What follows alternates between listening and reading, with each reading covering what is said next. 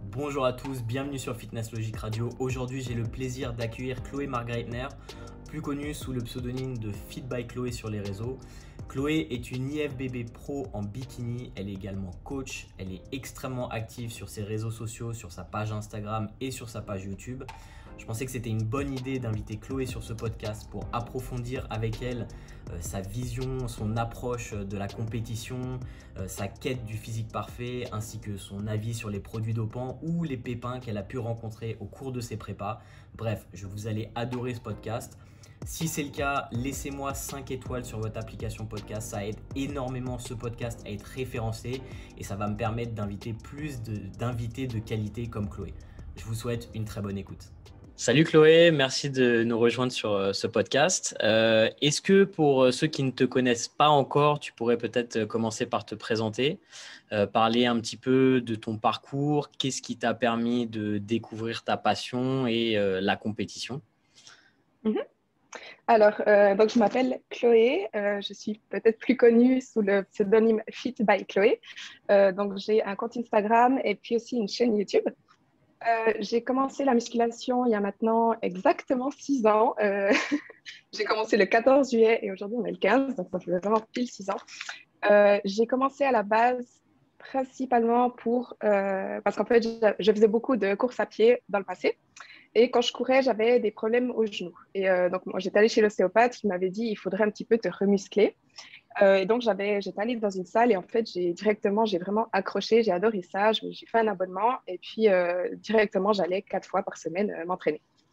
Et puis, dès le départ, en fait, j'ai commencé ça me passionnait dès le début. Donc, je me suis vraiment plus éduquée sur le sujet, disons, et je regardais beaucoup de vidéos YouTube, dont des Américaines comme Nikki Blackketter ou Buff Bunny. Et à l'époque, elles faisaient des compétitions. Donc là, c'était déjà la première fois que j'ai vu un petit peu du bodybuilding, parce qu'avant ça, je ne connaissais pas du tout. Mais c'est vrai qu'au début, je ne me disais pas, OK, je vais faire ça un jour dans ma vie. Je voyais ça, je trouvais ça cool, mais pas au point d'en faire moi-même. Et puis après 4 ans de musculation, donc en 2019, finalement, j'ai quand même eu l'envie de faire des compétitions. Je me suis dit, OK, maintenant, je suis prête. Donc j'ai fait des compétitions en 2019. J'ai commencé en IFBB. Donc, j'ai fait la Swiss Cup. Donc, j'habite en Suisse. Je ne sais plus si je l'ai précisé. Mais du coup, j'ai fait la Swiss Cup, les championnats suisses. Aux 2 concours, j'ai remporté les overalls. J'ai encore fait une Diamond Cup à Rome où j'ai fini 4e on était 19, je crois. Et puis, en 2020, donc l'année passée, j'ai refait une préparation et cette fois, j'ai plutôt voulu partir en NPC. Et puis là, donc, j'ai fait une compétition à Londres. J'ai terminé 2e dans ma catégorie. Et puis, je suis allée aussi à Alicante faire les championnats européens, les NPC European Championship. Et j'ai eu ma ta carte là-bas. Ouais, exactement. Donc pour ceux qui nous écoutent, Chloé a donc une carte professionnelle. Donc maintenant, elle concourt chez les pros. Ça t'a pas pris longtemps pour obtenir ta carte professionnelle, donc félicitations, c'est assez rare qu'en seulement 1 ou 2 ans de compétition, on obtienne sa carte pro. Tu avais fait quoi? Tu avais fait 2e à l'overall, c'est ça? À Alicante? Ouais, exactement. C'est ça. Ouais, et c'était la même compétition où Alison avait eu sa carte pro également, c'est ça? Ouais, c'était ça. Okay. Il y avait Ivy qui a fini première, ouais, et Alison qui a fini 3e. Ok, super. Bah, déjà, félicitations. Après, c'est vrai que moi, je n'étais pas conscient du fait que tu avais déjà fait de la musculation pendant 4 ans auparavant. Ce n'est pas forcément ce qu'on voit tout le temps parce qu'on voit aussi beaucoup de filles en bikini qui se lancent dans la compétition avec très peu d'expérience en musculation après 1 ou 2 ans.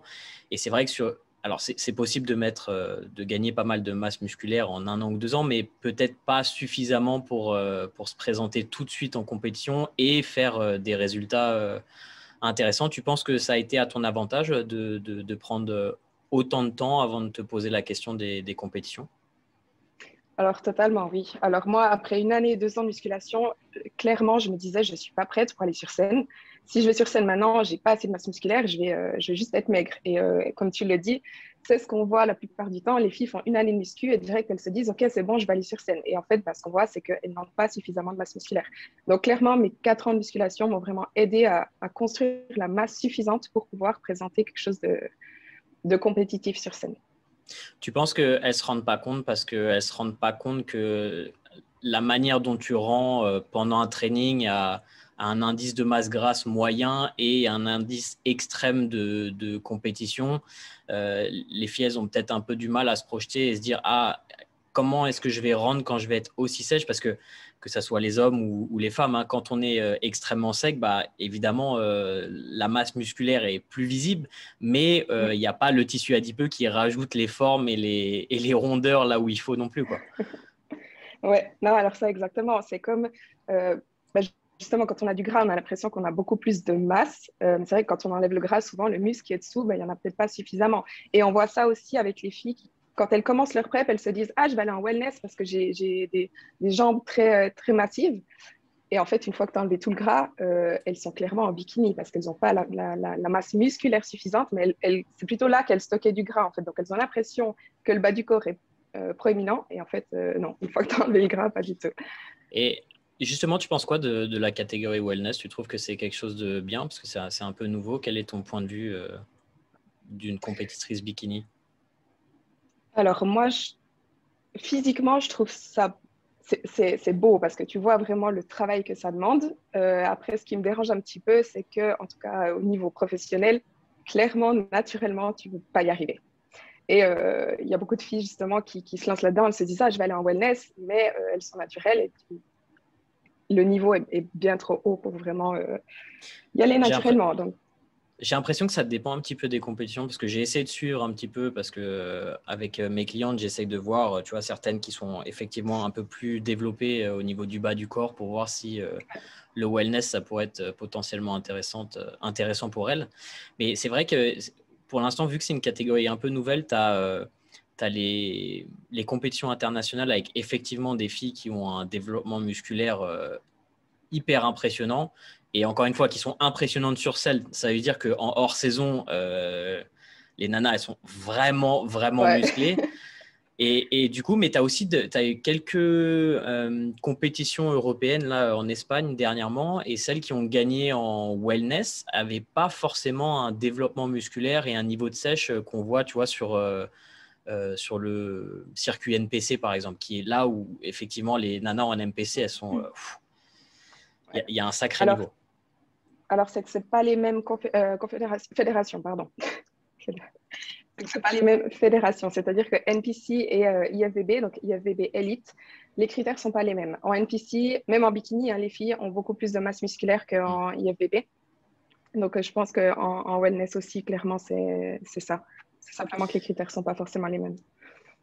Et justement, alors, moi, je pars du principe que je pense que tu es naturel, mais peut-être que je ne me trompe.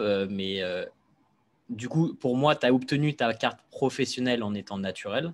Donc ça, c'est quelque chose qui se fait un peu plus rare parce que c'est vrai qu'il y a pas mal de nanas, même en bikini, qui commencent à prendre certains produits et aller sur certaines voies qui ne sont pas forcément légales dans ce sens-là. Donc déjà, félicitations à toi parce que c'est mon point de vue en tout cas. Est-ce que tu penses par contre que concourir au plus haut niveau en bikini, donc disons la compétition phare, genre Mister Olympia, est-ce que tu crois que c'est possible de faire un top 10 naturel en bikini de nos jours ou pas? Alors, je pense que oui. Je ne dis pas que c'est forcément facile. Il faut aussi la génétique, parce que la génétique joue quand même un grand rôle dans ce sport. Mais on voit que c'est possible parce que, par exemple, c'est Jasmine, je ne sais plus son nom de famille, qui a fini dans le top 10 à l'Olympia, qui est vraiment naturel. Après, moi, je vais essayer d'aller le plus loin possible. Mais c'est vrai que les critères évoluent très rapidement et le niveau, on voit hein, par exemple le Miss Olympia d'il y a 5 ans et Miss Olympia de maintenant. Il y a 5 ans, c'était rien à voir. Et donc, ça évolue très vite. Et c'est vrai que actuellement, je prends une année off. Mais l'année prochaine, quand je vais faire des concours, est-ce que le niveau sera déjà encore plus haut que cette année?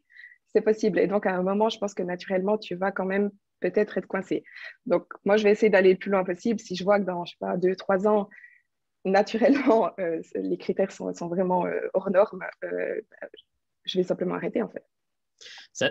Pour toi, c'est quelque chose, enfin, une barrière que tu franchiras pas en termes de compétition? Ouais, clairement. Ok. Clairement, depuis toujours, j'ai dit que jamais je mettrais ça dans mon corps parce que les conséquences à long terme sur la santé, voilà, on sait que c'est pas forcément très joli, surtout pour une femme au niveau des hormones, etc. Donc, Ouais, je comprends. Du coup, au niveau de tes objectifs en termes de compétition, tu aimerais continuer sur le circuit pro et potentiellement essayer d'accéder à l'Olympia un jour? Ce sont tes objectifs? ouais, c'est exactement ça. Donc, en 2020, donc l'année passée, j'ai fait 2 concours pro. Euh, et puis, j'ai fini deuxième, en fait, au San Marino Pro. Donc, j'étais à une place de la qualification à l'Olympia.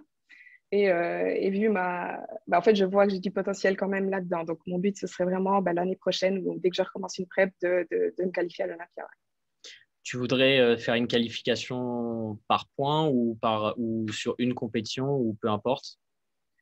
Alors, l'objectif, c'est toujours de. En fait, pour ceux qui ne savent pas, quand on finit premier à un concours pro, on est automatiquement qualifié à l'Olympia. Donc, le but, effectivement, ce serait de terminer premier et directement d'être qualifié. Mais après, sinon, le but, c'est de faire le plus de compétitions possible pour justement obtenir des points et puis essayer d'être qualifié comme ça. Et du coup, tu vas t'organiser avec un objectif d'une première compétition, mais avec quand même des compétitions derrière et essayer de garder ta condition aussi longtemps que possible pour essayer de concourir si malheureusement tu n'obtiens pas ta qualification sur ta compétition, sur ta première compétition. Oui, exactement. Donc, le but, ce serait de faire un maximum de compétitions en Europe et aussi d'aller aux États-Unis pour concourir. D'ailleurs, mon coach est aux États-Unis. Mais non seulement pour essayer d'obtenir des points, aussi pour l'expérience, parce que plus tu fais de compétition, plus tu gagnes en expérience, plus tu deviens à l'aise Tu sur fais de scène. Big Donc Week. ouais, exactement. Ouais. Donc plus tu te connais aussi. Et puis le but, c'est aussi de te montrer. C'est que les juges te voient, te revoient, que les gens te voient aussi. Et puis aussi de te créer un peu une comment dire, Une notoriété au sein une notoriété, de la voilà. fédération. Tu penses que ça Exactement, ouais. joue ça un peu dans la qualification et dans la renommée? Tu penses que malheureusement, ça fait quand même partie du jeu d'être reconnue en tant que compétitrice pro élite et d'être vue un peu partout et que ça rentre un petit peu dans la tête des juges pour essayer de gratter un peu sur les classements? Alors, oui et non. C'est-à-dire que si tu montes sur scène et que personne ne te connaît, personne ne t'a jamais vu, mais que vraiment tu as un physique au niveau au-dessus par rapport aux autres compétitrices, ils vont te faire gagner parce que objectivement, tu étais mieux. Par contre, c'est vrai que si tu es sur scène avec plein d'anciennes Olympiennes ou des choses comme ça, tu vas pas forcément finir des mieux classés parce que si tu es à côté d'une Olympienne, ils vont la faire passer devant. Parce que toi, tu sors de nulle part, ils ne te connaissent pas. Et puis, ouais, politiquement, ils ne peuvent pas forcément te faire passer devant. D'ailleurs, c'est un petit peu ce qui s'est passé à San Marino. Disons qu'il y avait Francesca qui était avec moi sur scène.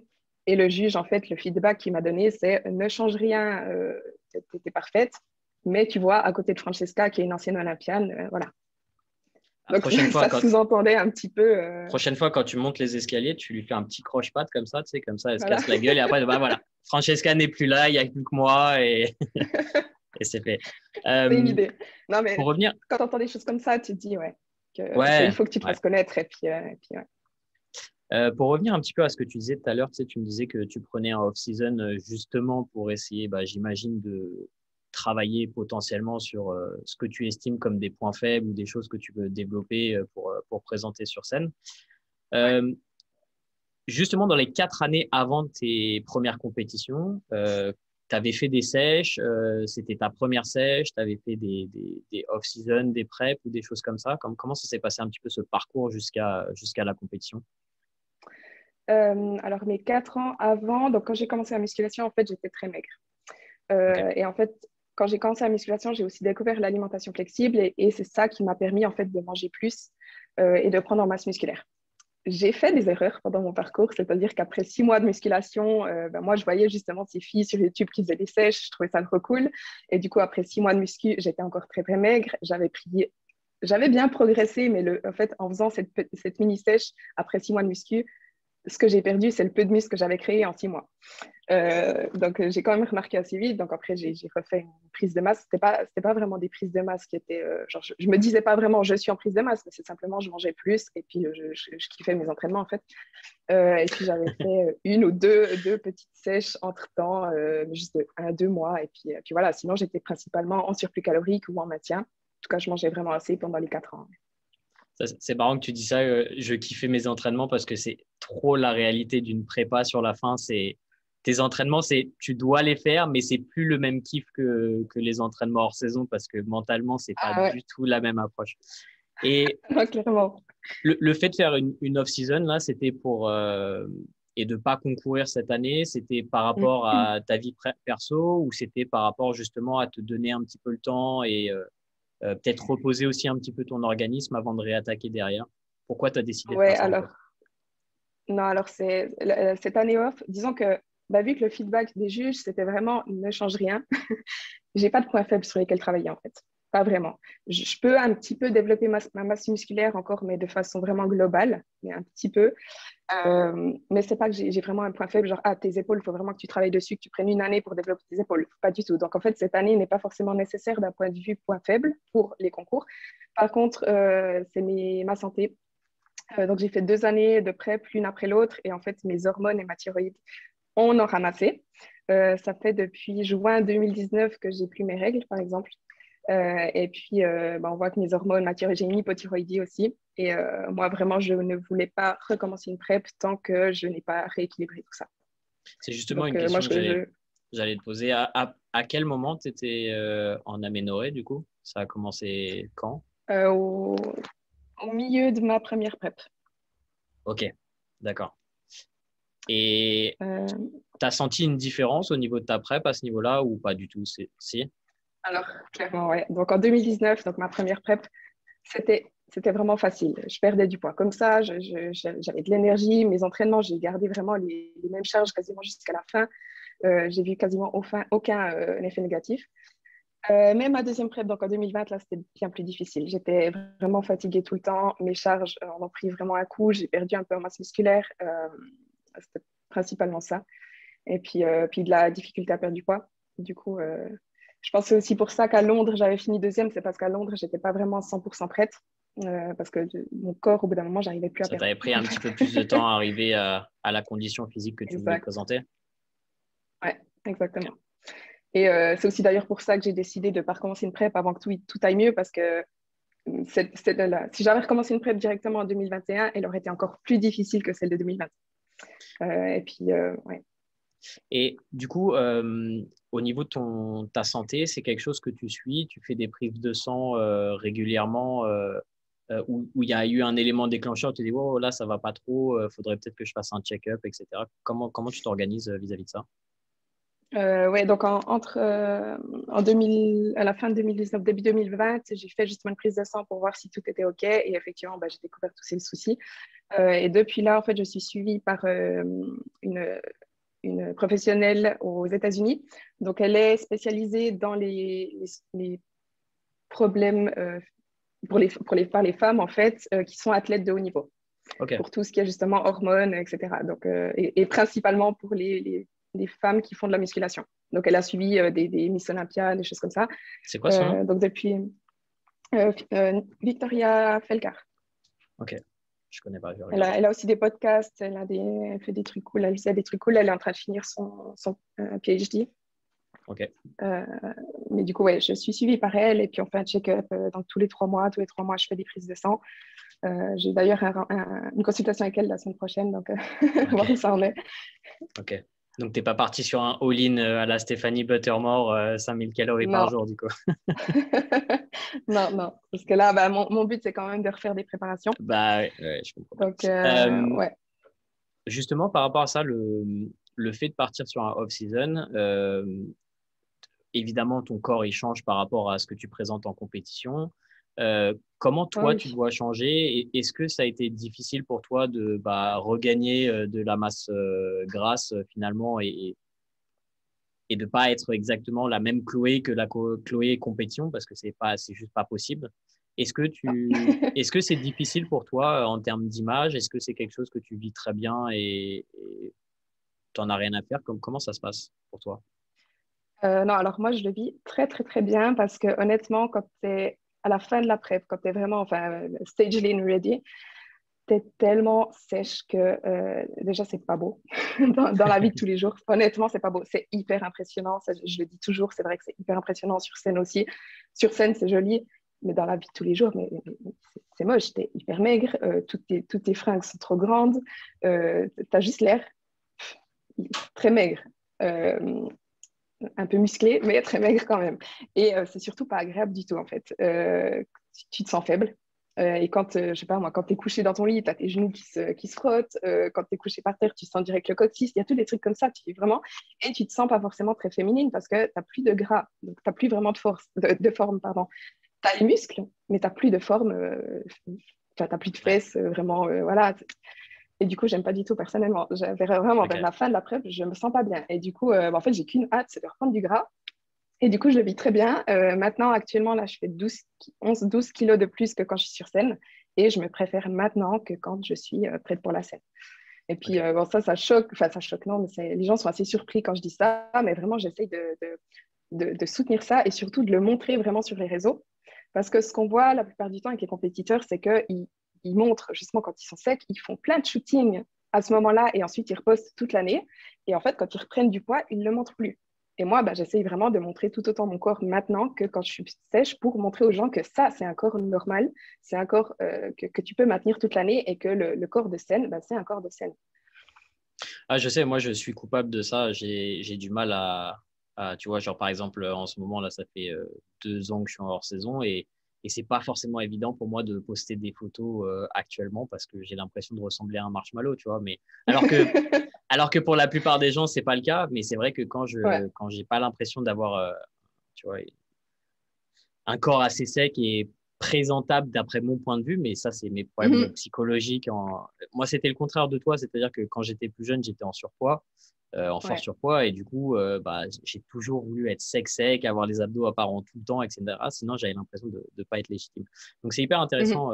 En fait, je voulais te poser la question aussi si tu pensais que c'était un petit peu injuste la différence entre comment le bulk est perçu chez les femmes et chez les hommes.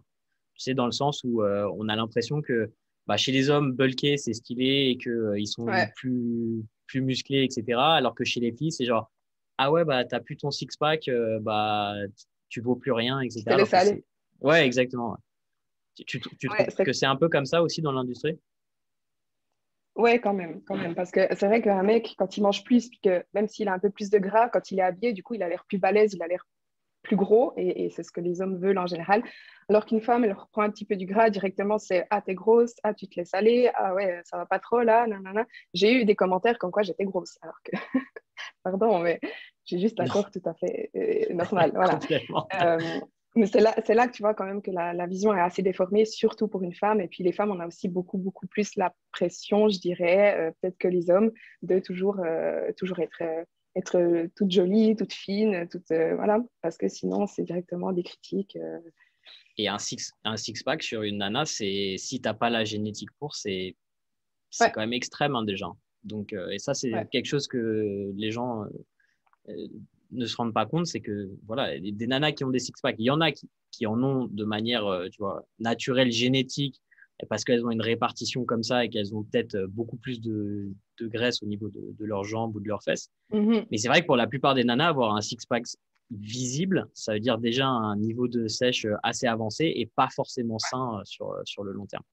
Euh, Quand tu as décidé de te lancer sur ta compétition, tu t'es dit que tu avais besoin d'un coach, tu as commencé seul. Comment ça s'est passé par rapport à ça? Non, alors, pendant mes 4 ans de musculation, j'ai jamais eu de coach, mais c'est vrai que dès le moment où je me suis dit, je fais une préparation pour un concours, là, il me faut un coach. Clairement, non seulement ça enlève vraiment un gros stress, parce que quand on doit prendre des décisions pour nous, tu te demandes tout le temps, est-ce que je prends la bonne décision, est-ce que non, nanana, et puis tu n'es pas objectif envers toi-même, en fait. Donc, tu as le risque d'aller beaucoup trop vite, tu as l'impression que tu n'es jamais prête, que tu perds jamais assez de poids, etc. Donc, tu prends des mauvaises décisions. Donc, dès le départ, ouais, j'ai voulu travailler avec un coach. Donc, alors, je crois que tu étais suivi par Stéphane Beaugrand, c'est ça? de la team exact. Pro Physique. Pro Physique. Tu as démarré directement avec lui et c'est le seul coach que tu as eu ou tu as déjà travaillé avec d'autres personnes? Non, j'ai direct commencé avec lui et je suis toujours avec lui. Ok.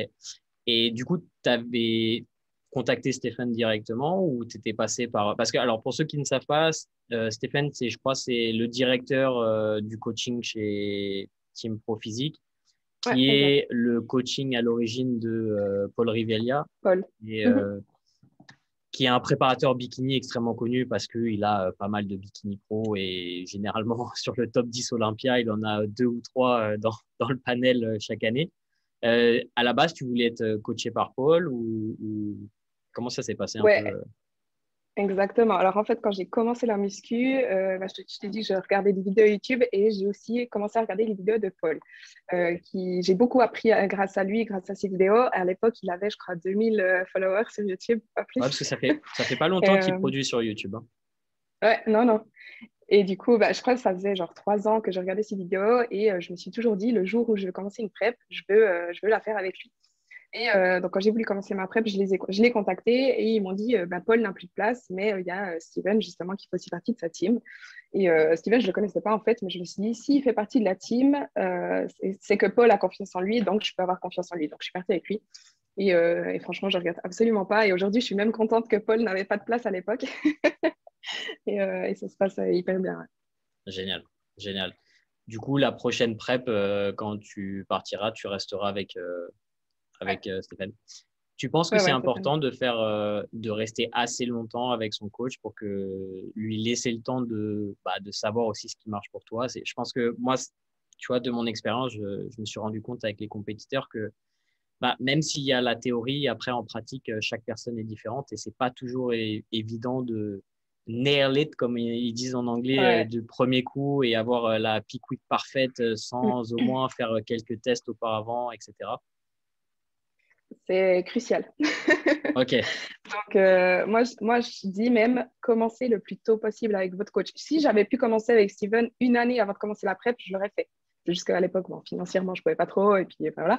Mais franchement, si vous pouvez commencer avant de commencer votre prep avec le coach, allez-y. Parce que justement, c'est tout du temps où non seulement il peut vous amener à l'endroit optimal avant de commencer une prep, donc peut-être de prendre en masse musculaire, augmenter vos calories, être sûr que physiologiquement, il y a tout qui est OK avant de commencer la prep.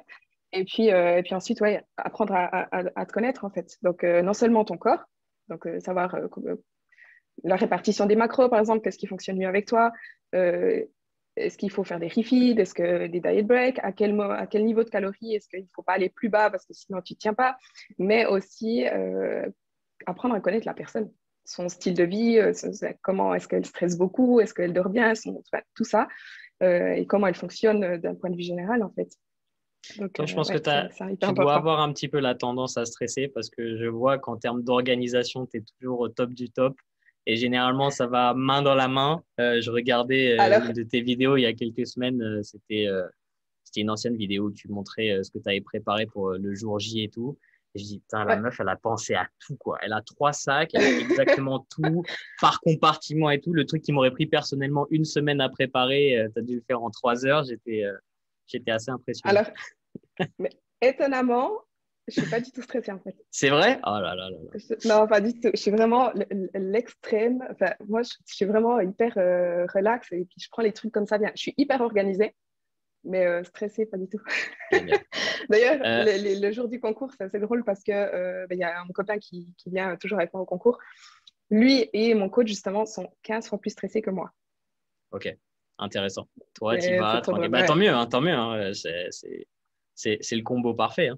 Hein. Du coup, est-ce que tu as, au niveau du coaching, est-ce que tu as changé beaucoup de choses sur ton approche? J'imagine que oui, vu que tu es passé de jamais avoir travaillé un coach à travailler avec quelqu'un qui avait forcément de l'expérience en termes d'entraînement, en termes de nutrition. Mais est-ce que ça a changé vraiment beaucoup de choses dans ton approche ou pas? Par rapport à ce que tu faisais avant Oui et non. Disons que juste avant de commencer avec Steven, justement, j'avais pris une année, pendant 1 année ou 2 ans, je comptais quasiment plus mes macros. Je mangeais vraiment je mangeais beaucoup, mais je comptais quasiment plus. Du coup, c'est vrai que quand j'ai recommencé avec lui, là, je recomptais vraiment de manière précise. Et ce que ça m'a appris vraiment le plus, c'est à quel point la consistance est importante. Parce Ok. que La surtout, régularité sur. Ouais. ouais, exact. Surtout pour une prep, là, tu n'as pas le choix. Mais aussi dans le lifestyle, que si tu as quand même un objectif, il faut vraiment chaque jour faire ce qu'il faut. Enfin, atteindre tes macros chaque jour et puis pas voilà, les atteindre 3 jours. Puis après 3 jours, tu te dis, ouais, c'est pas grave. Donc, ça quand même, ouais. C'est-à-dire que quand tu as un objectif, il faut que ta routine quotidienne prenne en compte cet objectif, c'est ça?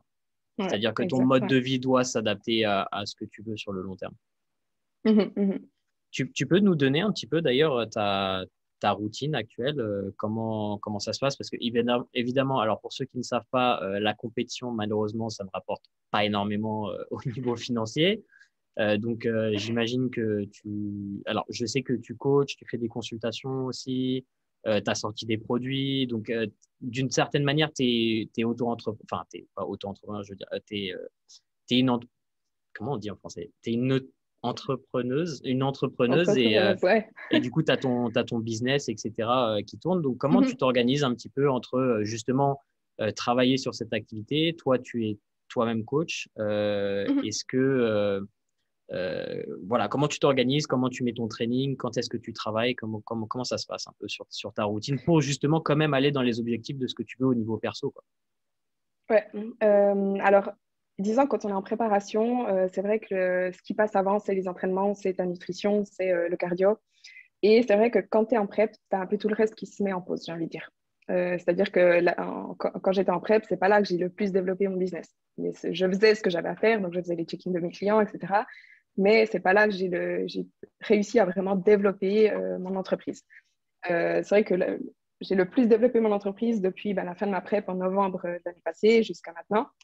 D'ailleurs, j'ai en fait une entreprise. Avant, j'étais entrepreneuse, donc indépendante. J'avais un statut micro. En France, c'est micro-entrepreneur. Ouais, auto-entrepreneur, je sais jamais, je suis nul à ce Auto-entrepreneur, niveau-là. voilà. Là, j'ai vraiment créé donc, une SARL.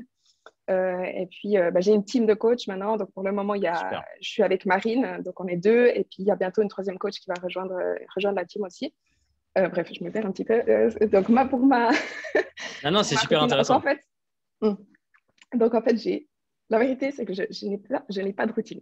C'est peut-être aussi un peu le point noir, mais c'est pas que je me fixe des heures du genre de cette heure à cette heure-là, je travaille, ensuite je vais m'entraîner, ensuite je retravaille de cette heure-là à cette heure-là. Honnêtement, j'y vais un petit peu au jour le jour. Et puis, OK, aujourd'hui, je sais que ça doit être fait, je sais que j'ai ça sur lequel je dois travailler. Je mets mon entraînement, je me dis, OK, là, j'ai un peu du temps, il est 11 h du matin, j'ai envie d'aller m'entraîner, j'y vais. Il y a d'autres fois, il est 19 h, OK, j'ai pas pu m'entraîner jusqu'à maintenant, je vais maintenant. Donc, je n'ai pas en fait de routine. Ok, Et puis, personnellement, ça me convient comme ça. top. Top. C'est moins. Mais c'est marrant parce que ça va sans doute aussi avec le fait que tu n'es pas très stressé. Donc, Ouais. tu te dis, bon, j'ai ça à faire, je le fais. Et si ça roule comme ça, tant mieux.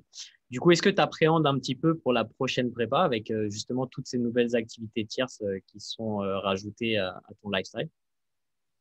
Alors, non, pas forcément, parce que jusqu'à maintenant, les 2 preps que j'ai fait, j'ai quand même tout à fait réussi à keep up. J'ai les mots qui me viennent en anglais. C'est À ça, quand on suivre est dans un avec monde mon anglo-saxon tout le temps, c'est difficile après. J'ai réussi à suivre avec mon activité sans forcément le développer, mais quand même garder ce que j'avais fait. Donc là, peut-être, si je recommence une prep, ça va un petit peu ralentir, mais c'est vrai que je suis en train aussi de développer des processus pour que même si moi, je ne travaille pas forcément tous les jours ou à fond, que ça roule quand même.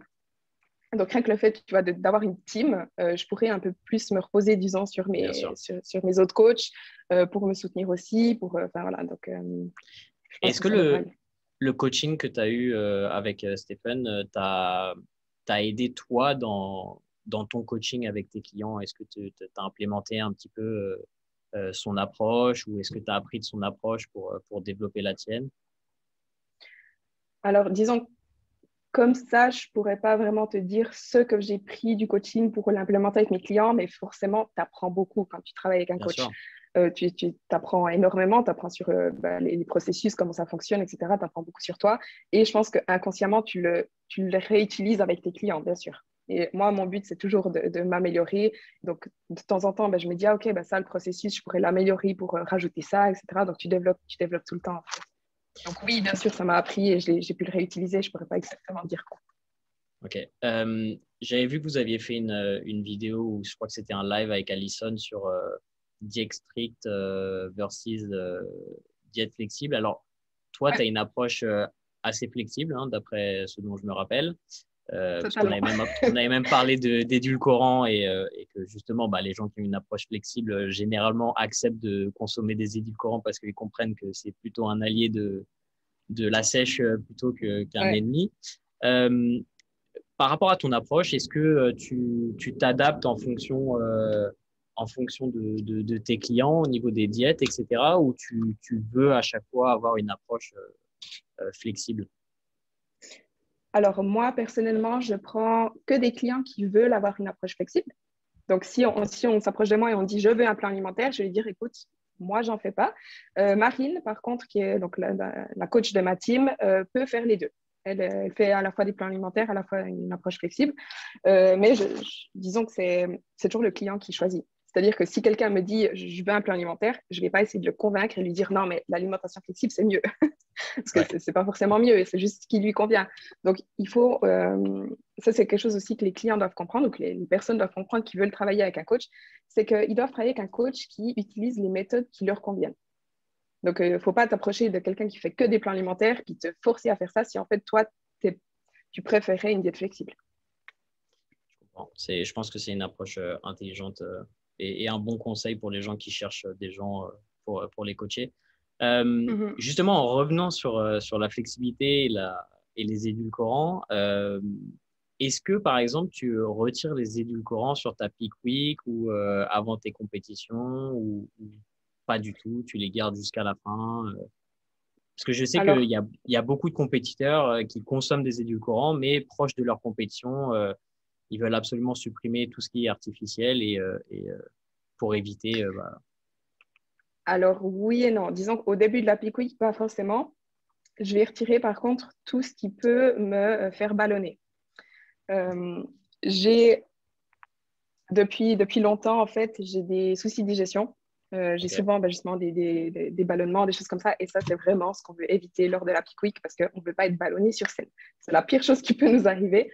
Et du coup, oui, pendant la peak week, tu vas quand même retirer tout ce qui risque de te donner des problèmes de digestion et tu vas vraiment manger que des aliments que tu digères, qui sont faciles à digérer, que tu sais que tu digères bien. Donc, par exemple, moi, je sais si je prends je sais pas, un pré-workout avec plein d'édulcorants artificiels, des saveurs, des machins, je sais que ça me donne mal au ventre et ça me fait gonfler le ventre. Donc ça, je ne vais pas le prendre lors de la peak week. Par contre, donc, si je bois du Coca zéro, ça ne me donne pas mal au ventre. Donc ça, au début de la peak week, en tout cas, je peux continuer d'en boire. Ok. Donc, est-ce que tu es d'accord pour dire que les aliments qui sont généralement faibles en volume, avec pas mal d'additifs, etc., qui aident finalement pas mal au cours d'une prep pour conserver du volume, pour avoir des trucs qui nous plaisent et tout en continuant une sèche et avoir un apport calorique qui est assez faible en fin de prep. Toi, tu étais aux alentours de combien en fin de prep? Moi, le plus bas que je suis allée, c'était 1550 calories. Jamais en dessous. C'est vrai? Wow. Même moi, je suis allé en dessous de 1500 calories. J'ai un organisme qui s'adapte énormément et je suis vraiment obligé de descendre assez bas. Et du coup, vas-y. Non, je disais pour ça, il faut que la prep soit vraiment suffisamment longue, que tu te laisses vraiment beaucoup, beaucoup de temps. Moi, mes preps durent 5 mois, 6 mois. Contrairement aux 12-15 semaines qu'on voit des fois. Et puis, non, mais c'est intéressant que tu dis ça parce que c'est la réalité. Tu vois souvent des gens qui utilisent la chimie et qui se préparent effectivement en 12 semaines. C'est un peu le standard de la PrEP.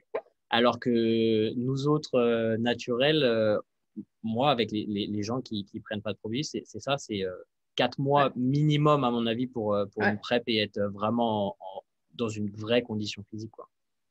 Ouais, exactement. Exact. Et souvent, justement, les gens qui voient les personnes qui prennent la chimie se préparent en 12 semaines, les personnes naturelles se disent « Ah, je fais 12 semaines de PrEP ». Et en fait, ils ne sont absolument pas prêts parce que clairement, naturellement, tu ne peux pas être aussi sec en si peu de temps. Exact.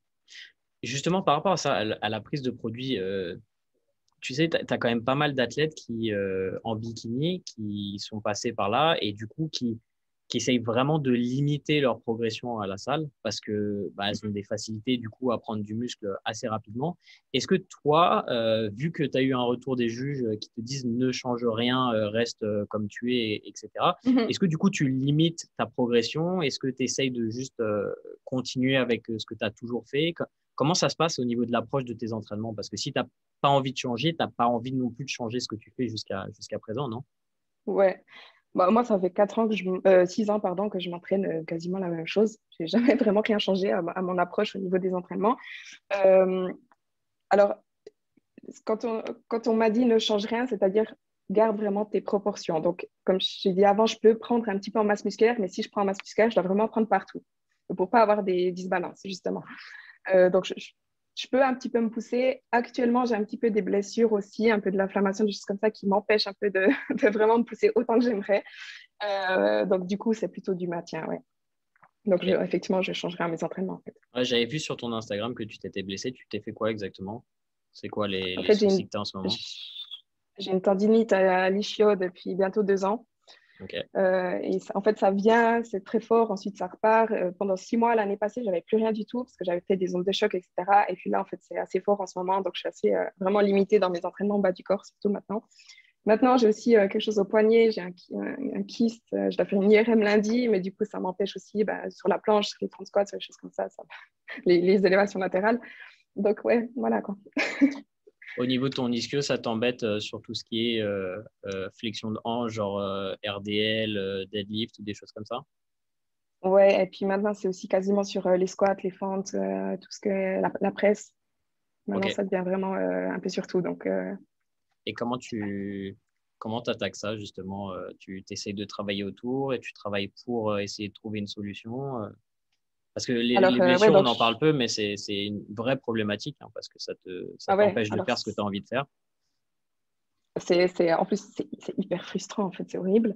Alors, je suis suivie justement par un médecin sportif. Donc là, on fait toujours les traitements aux ondes de choc. Si vraiment ça ne s'améliore pas, on va refaire une IRM pour voir concrètement ce que ça peut être d'autre. Mais du coup, mes entraînements, en fait, il y a un jour, j'ai vraiment très mal et un jour, je sens quasiment rien.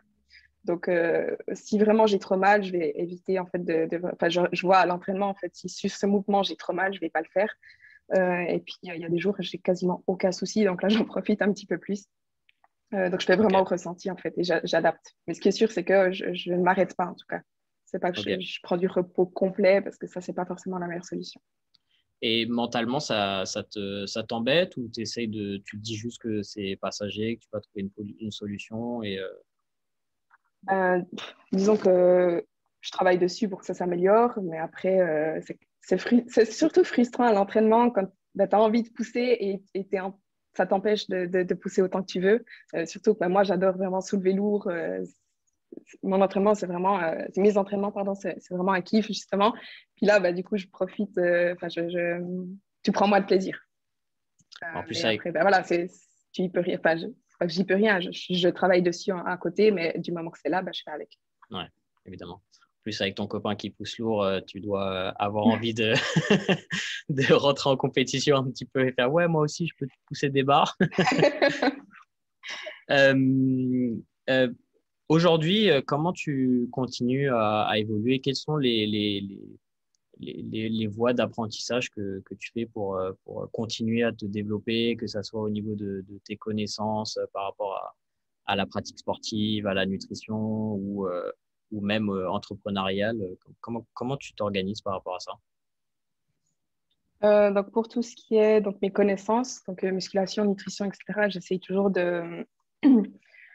Je fais pas mal de recherches. J'essaye toujours d'être un peu à jour avec les nouvelles découvertes. Je regarde beaucoup de vidéos YouTube, je lis beaucoup d'articles, je lis beaucoup d'études. J'essaie toujours d'être à jour en fait. Pour ce qui est de mon business, j'ai pas mal de projets sur lesquels je travaille. Et puis, ma coach a commencé en juin, donc ça vient tout juste de se faire, mais je regarde Ok. déjà pour la suite comment on peut faire. J'essaie toujours de développer d'autant plus mes processus, d'engager d'autres personnes qui peuvent m'aider pour essayer de déléguer un maximum. Et puis, je réinvestis en fait toujours dans mon entreprise. Il Il y avait une autre question que je voulais te poser, c'est que tu es assez connu pour avoir un posing qui est toujours au top. À quelle fréquence tu poses? Est-ce que tu poses autant en off-season qu'en prep? Est-ce que c'est quelque chose que tu intègres à tes entraînements? Est-ce que tu as pris un coach au début pour le posing ou est-ce que tu es autodidacte? Comment ça se passe? Alors, j'ai beaucoup appris par moi-même en regardant des vidéos notamment. Après, j'ai quand même pris des cours. Donc, en 2019, quand j'étais en IFBB Elite, j'avais pris 2 cours avec Alison Ok. avant de partir à l'international. Parce que je me suis dit, pour l'international, il faut vraiment que mon posing soit au top. Donc, j'avais pris 2 cours avec elle, vu qu'elle était pro à l'époque en IFBB Elite. Et puis, en 2020, j'ai fait deux ou 3 cours aussi avec Daraja Hill, qui est aussi de la team Pro Physique, qui est allée à l'Olympia d'ailleurs. Et puis, avec justement Yasmine, j'avais fait aussi 1 ou 2 cours avec elle. Yasmine Gonzalez, voilà, j'ai retrouvé son nom. Et puis, je pratique quand même un peu plus quand je suis en prep. Euh, Là, c'est surtout parce que j'ai une très longue off-season, mais je pratique toujours maintenant. Parce que le posing, ça doit se pratiquer, se pratiquer, se pratiquer. Quand je suis en prep, c'est vraiment tous les jours. Quand je suis en off, c'est, je sais pas, 2, 3 fois par semaine, je dirais. C'est clair que dès le moment où j'aurai une date pour ma première compète, ce sera beaucoup plus que ce que je fais maintenant. Et tu penses que c'est nécessaire parce que c'est quelque chose que tu perds au niveau des sensations, des placements ou parce que on est d'accord que c'est quand même assez répétitif dans le sens où les mouvements Totalement. sont répétitifs et tout. Donc, quel est l'avantage alors, moi, tu n'as pas besoin de me convaincre sur le fait que poser, à mon avis, c'est extrêmement important et largement sous-estimé par pas mal de compétitrices. Mais est-ce que tu peux Ouais. l'expliquer un peu justement de ton point de vue, pourquoi? Alors, le posing, c'est vraiment ce que tu vas dégager sur scène. Disons que si il y a, je sais pas, 15 filles sur scène et que tu as le meilleur physique, mais que tu le présentes comme de la merde, tu ne seras pas bien classé. Parce que les juges, ils ne vont pas te regarder ou ils ne vont pas voir en fait justement le physique que tu as parce que tu vas pas bien le présenter. Et c'est aussi, ce qu'il faut dire en bikini, c'est aussi justement ce que tu te dégages. Donc, tu dois avoir énormément de prestance. Les juges, ils doivent vraiment te regarder toi. Et il faut que ce soit vraiment nickel. Et comment on s'améliore à quelque chose, c'est en pratiquant. En pratiquant encore, encore, encore, encore. C'est clair, c'est hyper répétitif, mais c'est comme ça que tu arrives à le faire vraiment de façon automatique. Et c'est surtout comme ça que tu vois, OK, ça, mon pied, je peux le mettre 2 cm plus à gauche, ça me donne des fesses plus jolies. Là, sur ma front pose, OK, ma cuisse, on voit un petit peu trop le quad, il faut que je déplace un petit peu mon pied vers l'intérieur, comme ça fait plus fin. C'est vraiment tous les petits détails, mais ça, tu le vois seulement en pratiquant vraiment tous les jours et en te filmant et en demandant des feedbacks extérieurs, justement. Et puis, c'est tous des petits détails. Il faut que sur scène, tu puisses le faire automatiquement et que tous ces petits détails soient vraiment au point. Quand tu poses, tu le fais devant un miroir ou juste tu te filmes et après tu regardes la vidéo? Comment tu fais? Ou tu as plusieurs Moi, phases? Ouais, je fais un peu des deux en fait. Je fais principalement devant un miroir, comme ça tu te vois vraiment, tu arrives vraiment à comprendre, ok, là mon angle c'est mieux comme ça, c'est mieux comme ça. Tu te filmes en même temps, comme ça tu peux regarder la vidéo, et puis tu le fais aussi en dehors du miroir, parce que forcément sur scène, tu as des juges en face de toi, tu n'as pas un miroir. Ah, justement. Ouais, donc C'est le problème parce que les sans gens, te ils voir. arrivent beaucoup à se corriger devant un miroir et ensuite, quand il n'y a plus de miroir, c'est genre, bon, je crois que c'est ça, mais c'est pas toujours évident de réeffectuer le même positionnement qu'on a quand on est devant un miroir, Mhm. quoi.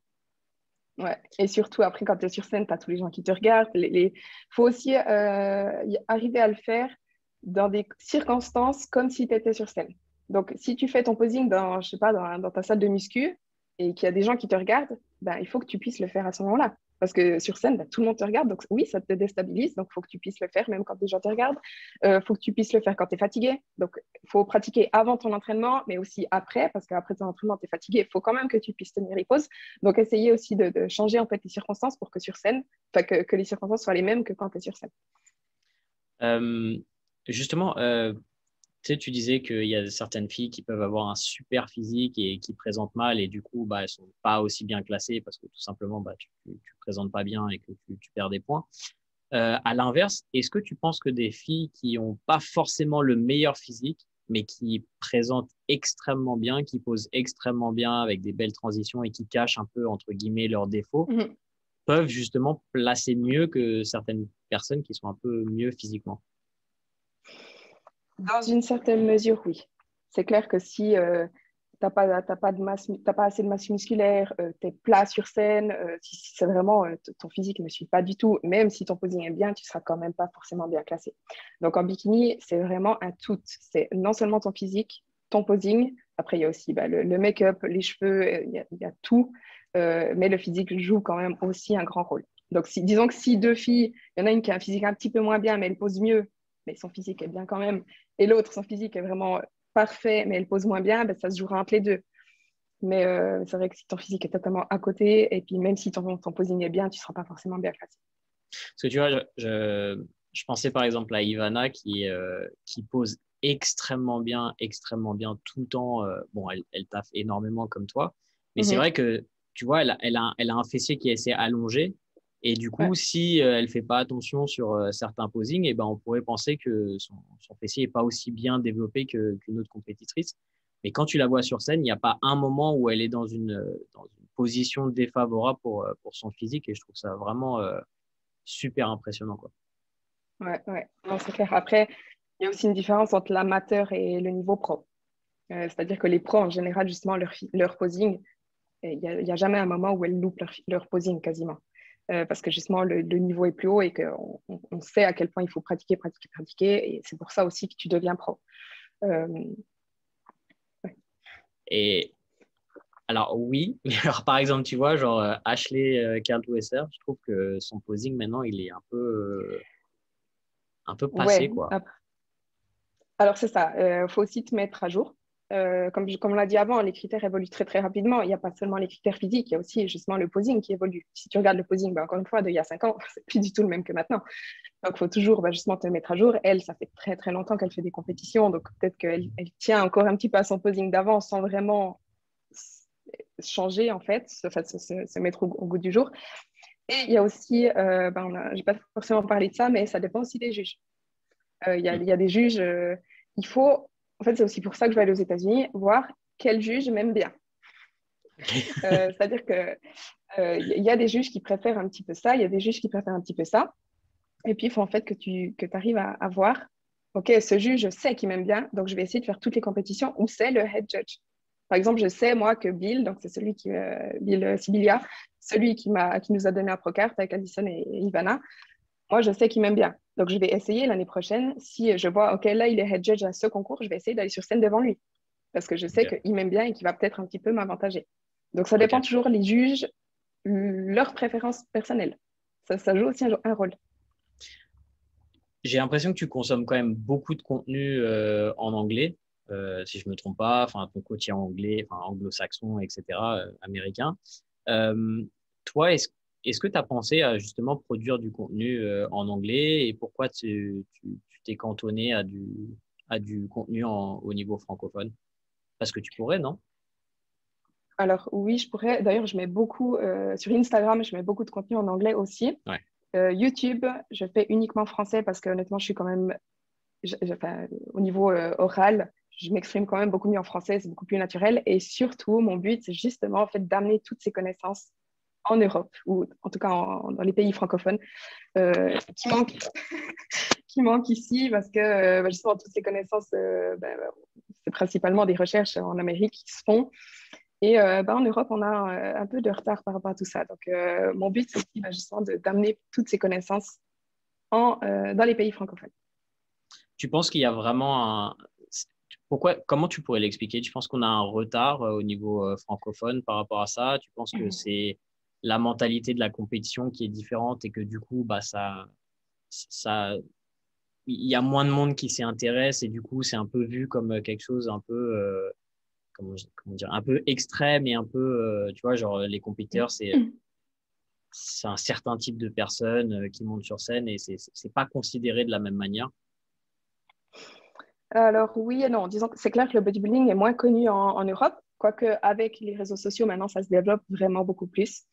Euh, mais après, c'est aussi pour le lifestyle, en fait. Quand je vois des coachs qui donnent encore des protocoles, mais absolument hallucinants à des personnes qui veulent juste perdre 3 kilos avant l'été, C'est assez hallucinant. Et puis, alors, je pense que c'est ça. Il y a aussi que, honnêtement, beaucoup de Français ne parlent pas anglais, alors que la plupart des recherches sont en anglais. Il y a aussi peut-être la mentalité. En Europe, on a tendance à être beaucoup plus fermé au changement, aux nouveautés. On a vraiment un esprit beaucoup plus fermé. Donc, quelqu'un qui a cru à quelque chose pendant 20 ans, il a beaucoup plus de peine à se dire, OK, peut-être que j'avais tort en fait. Et que, OK, il y a des nouvelles recherches qui ont démontré que ce que j'ai fait pendant 20 ans était faux. Et beaucoup de monde ont de la peine à se dire, OK, j'avais faux. Maintenant, à partir de maintenant, on va changer. Ils se disent, non, non, je ne peux pas accepter d'avoir eu tort pendant 20 ans, donc on va continuer ça. Et je reste sur mes positions. Ça, c'est aussi quelque chose que je vois beaucoup. Je ne dis pas que tout le monde est comme ça, mais c'est quand même une tendance que j'ai pu observer. Beaucoup de fermeture d'esprit par rapport à tout ça. Et puis juste des croyances, des idées reçues qui sont tellement implantées qu'on n'arrive pas à changer. Ouais, c'est vrai que la dissonance cognitive, en plus, quand tu t'es entraîné genre 20 ans et que tu as l'impression que la méthode que tu as appliquée, c'est forcément la méthode qui fonctionne pour tout le monde, c'est pas toujours évident à remettre en question. Est-ce qu'il y aurait des choses que tu aurais voulu savoir avant de démarrer, que ce soit ta pratique sportive ou la compétition? Pas forcément. Disons que les erreurs que j'ai pu faire, c'est aussi ce qui m'a justement appris tout ce que je sais maintenant. J'ai eu de la chance dès le départ justement de regarder les vidéos de Paul en anglais, où déjà à l'époque, donc il y a 5 ans, il mettait déjà les informations que je sais maintenant. Donc dès le départ, ok, j'ai su, le cardio à jeun, c'est pas forcément mieux que le cardio le soir, donc j'arrête cette connerie directement. Enfin, très très rapidement, j'ai directement eu les bonnes informations et je les ai directement appliquées et j'ai vu qu'effectivement ça fonctionne. Donc pas forcément, non. Je dirais que les erreurs que j'ai faites, vraiment, ça m'a appris, ça m'a amené où j'en suis aujourd'hui. Donc, tu fais jamais ton cardio à jeun? Jamais. Je déteste. Jamais.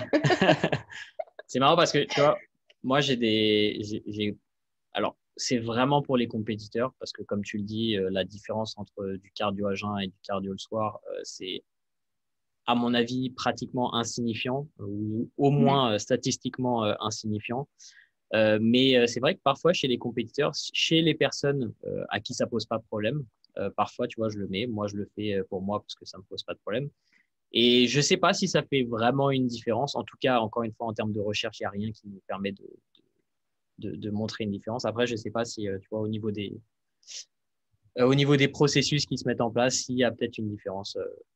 Voilà, il y en a qui aiment croire encore que oui, mais clairement, c'est pas une nécessité. La preuve, tu as une Procard et moi, j'en ai pas. Donc,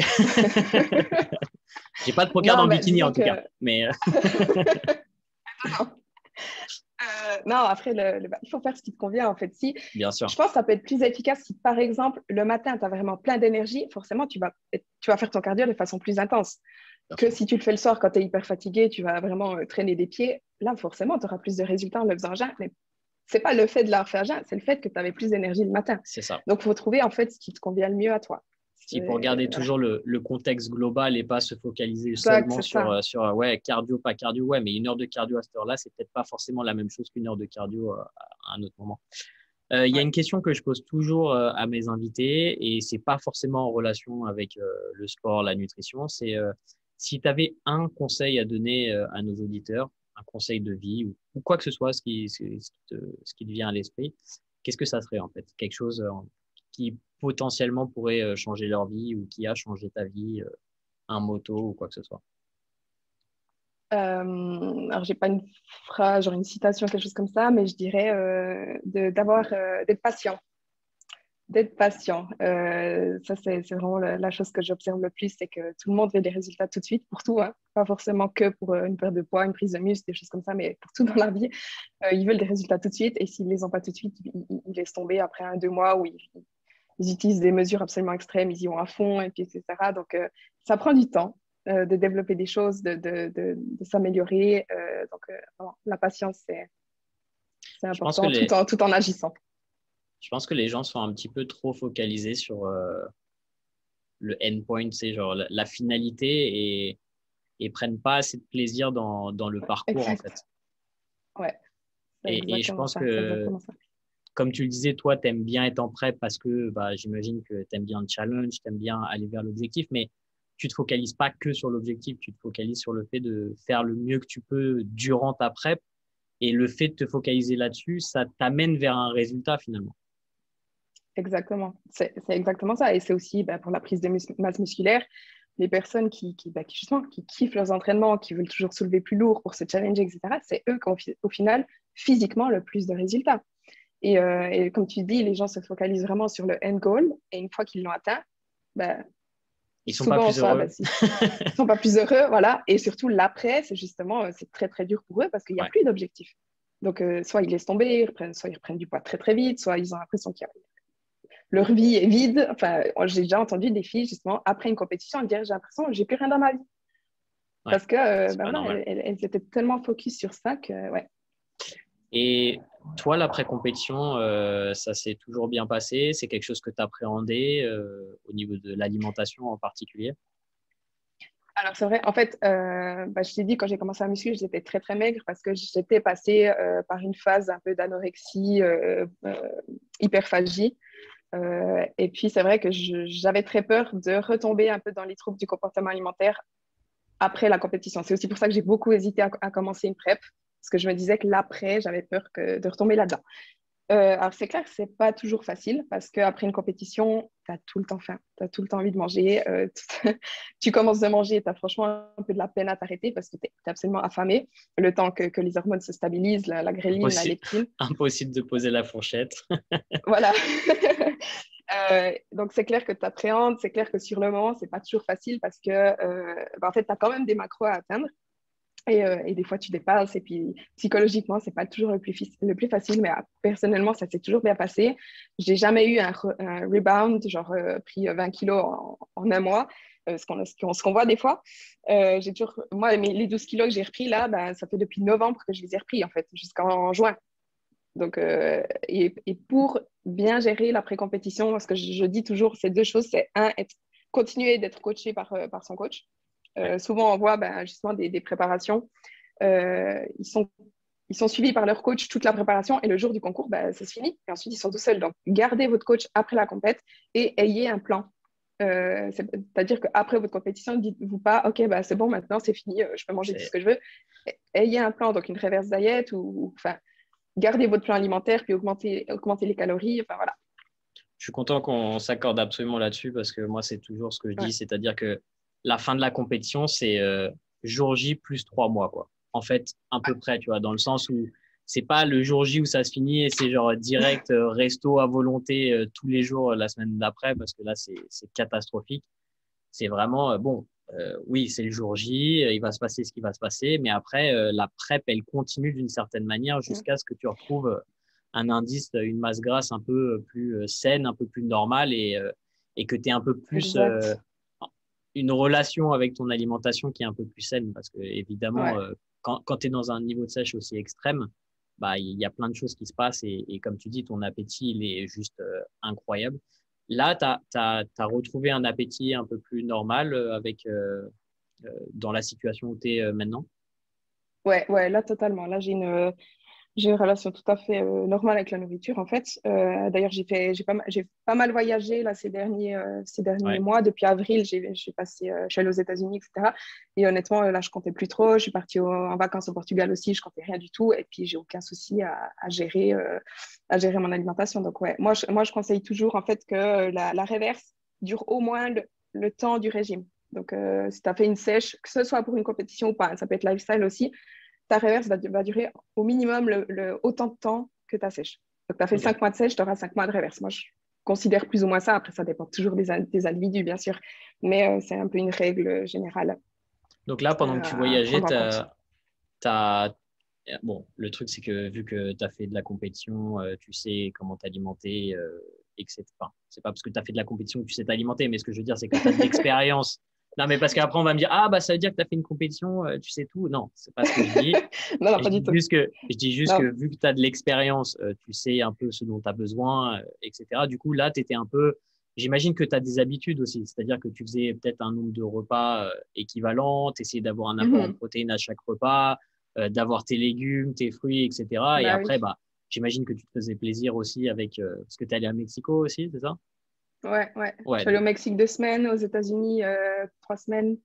donc j'imagine que tu t'es aussi fait plaisir de temps en temps avec des aliments que tu avais envie de manger. Bah Et oui, du coup, finalement, tu t'en es très bien sorti et t'es pas revenu avec une shape complètement dégueulasse parce que, encore une fois, même de manière intuitive, avec l'expérience que tu as, ça te permet quand même d'avoir une alimentation saine en général, quoi. totalement. Alors, non seulement j'ai l'expérience de mes 6 ans quasiment à compter enfin, tout ce que je mangeais, donc je me connais très, très, très bien. Ça fait plus de 8 ans, 9 ans que je m'informe sur la nutrition. Donc, je m'y connais très bien. Je suis coach aussi. Donc, clairement, j'ai les connaissances suffisantes pour pouvoir faire les bons choix au jour le jour. L'alimentation flexible, ça t'apprend également à faire les bons choix parce que tu sais quel aliment contient quoi, en quelle quantité, etc. Et après, justement, le fait d'avoir fait correctement ma reverse m'a permis aussi d'augmenter mes apports. Et du coup, je peux me permettre d'être beaucoup plus flexible au jour le jour. Tu vois, si par exemple, un soir, je me fais un resto et que j'abuse un petit peu, le lendemain, ok, mon poids va un petit peu augmenter, mais ensuite, il va directement enfin, mon corps va très bien gérer. C'est pas comme si, justement, après la compétition, j'étais restée à 1500 calories et puis ensuite, j'avais repris du poids malgré ça et que mon métabolisme était toujours très bas. Et dès que je fais un écart, je reprends 3 kilos. Pas du tout, parce que j'ai fait correctement ma reverse en augmentant les calories. Et puis, du coup, mon corps sait gérer, je sais gérer. Et puis voilà. Tu avais beaucoup de cardio en fin de prep?